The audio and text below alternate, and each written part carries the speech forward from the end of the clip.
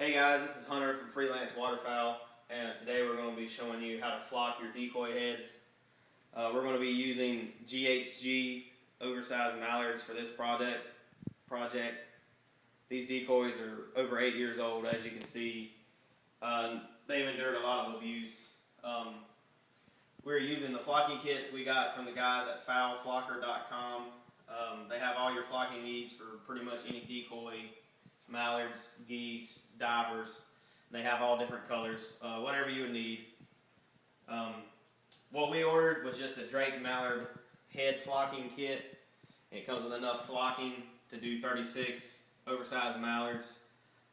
Everything's included that you need pretty much for the kit. It has your flocking material, as we're showing now, the flocking applicator, an adhesive brush, some gloves, and a dust mask. The only thing you're going to need to go pick up, if you don't have it around your house, some dish soap to clean, plastic tub to keep your flocking from spraying all over the floor, and to recover it to use it for later on. Mineral spirits if you want to clean your paintbrushes up, and they recommend that you get oil-based paint for adhesive. They recommended Rust-Oleum brush-on paint in Hunter Green, which is what we have. You can get that at any hardware store. We got ours at Lowe's. I'm sure you can get it at Home Depots, places like that. And also sandpaper, any kind of fine to medium sandpaper or wire brush to sand the decoy heads of older paint and debris. That way the new paint will stick. That way you get the most on there to adhese the flocking. What you're going to do first is you're going to start by rinsing off any mud or dirt from your decoy heads, or your decoys in general if you're going to flock the entire decoy. Rinse off any mud or dirt, then you're going to take your sandpaper. You're going to sand the area that you're going to flock. Make sure you sand it fairly good. You don't have to get all the paint off. You would make sure you get all the dirt and mud off. But you need to sand it pretty good, as this will adhere to the best flocking on your head. Once you get through sanding your decoy, you need to wash it using dish soap and maybe a soft sponge, just to make sure you get all the sand and grit off of there. And then you're going to let your decoys, after that, dry completely. While you're doing that, you can take your applicator, fill it about 3/4 full of the flocking, and make sure on the top of the applicator you cut about an 1/8 of an inch gap in the applicator tip. That way you get a decent amount of flocking coming out. As you can tell, we have a before and after decoy. Like we showed you before, these decoys have been pretty well abused. We've already sanded it, we've already washed it, so we're going to start from the painting, and that's where we're going to take you at right now.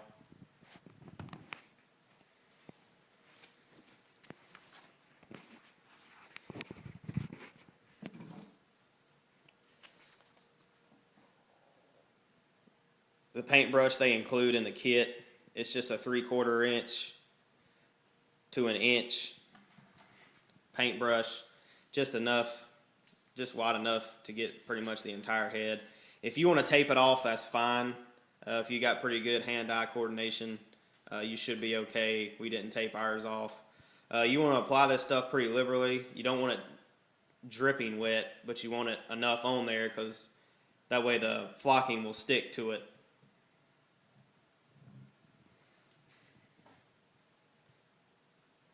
And don't worry about getting paint in the eyes. You can. We're going around it. If you get it in there, don't worry about it. Don't try to rub it out. You can go ahead and, once you get the paint on, go ahead and flock your decoy. And you can take a knife or a screwdriver after it's dry and just scrape that paint and flocking out. It's no big deal.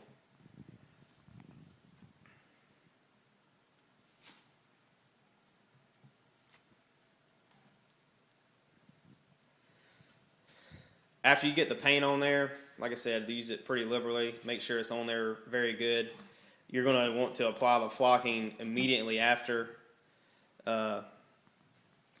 you don't want the paint to dry, because obviously you want it to stick right on. So as soon as you get through painting the head, you're going to go straight to the flocking. We didn't show you the tub earlier. This is just a little plastic tub. It's just barely big enough. You can get your decoy in it.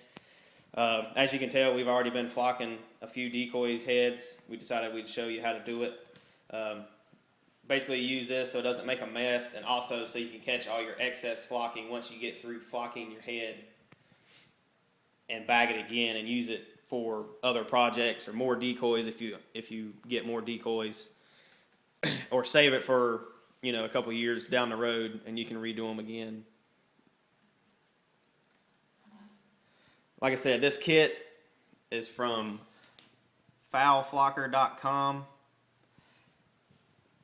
This was a $15 kit, about $9 to ship. So, give or take $24, $25, depending on where you live at. It fairly cheap and certainly a lot less expensive than buying a lot of other decoys. This is our first time flocking the decoy heads. Before we have painted them in years past, decided we'd give the flocking a try and see how it works. It seems to looks a whole lot better than regular paint. It also doesn't shine. As you can tell, we painted underneath it, on the sides, and on the top. We got it pretty well covered. So we're going to go straight to the flocking. Set that down. We're going to come over here, grab your flocking applicator, take the decoy. You're just going to hold it over the tub and liberally apply the flocking. I know it's kind of hard to see with the shadows, but we're just going to keep pouring the flocking on here out of the tube. But that's why you have the tub here, so it catches all your excess flocking. So you want to make sure all the area is covered. You can see it falling in the tub, that you don't have to worry about making a mess all over your floor. And you're just going to keep pouring it on there nice and smooth. Make sure you cover it. You don't want any wet spots showing.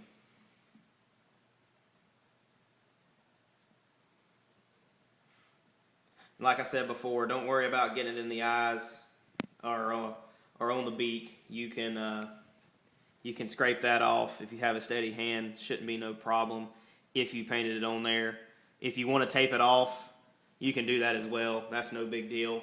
But, if you want to buy some tape to use, shouldn't be a problem.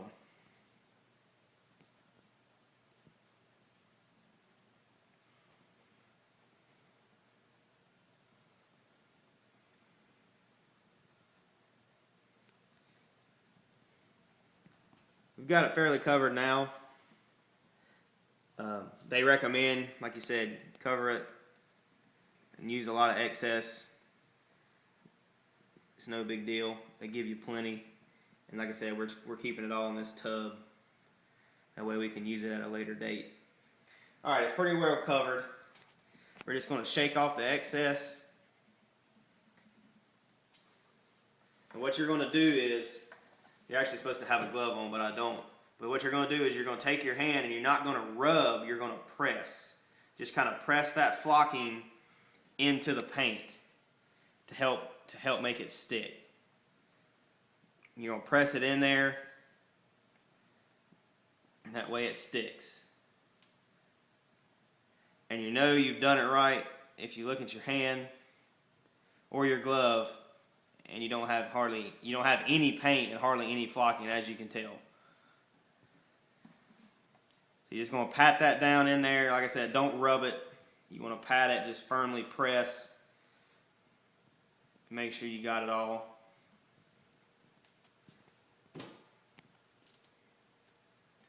This is a good summer project in the off season.